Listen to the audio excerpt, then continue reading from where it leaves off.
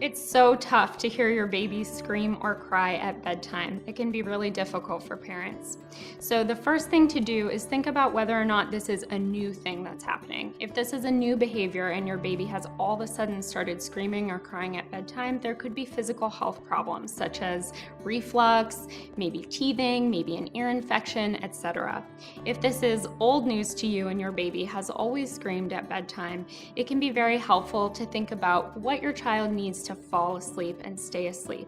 So for instance, if your baby screams and cries until you pick her up and you're holding her and she falls right to sleep, it means that she needs you in order to calm down enough so that she can fall asleep.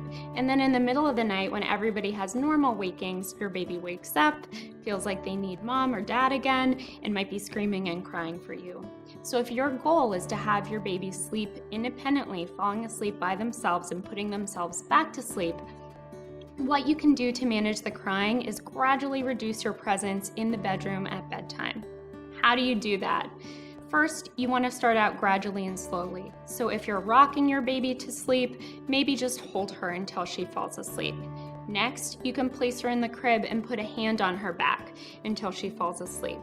Then you can try to move to a checking method where you put her in the crib, leave the room, come back as often as you feel comfortable, even just within 30 seconds. It's also important to pay attention to how your baby responds when you do leave the room and come back in.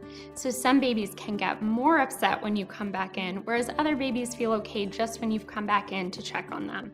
See how you feel and then gradually expand the time that you're out of the room so that eventually your baby's learning to fall asleep on her own without you there.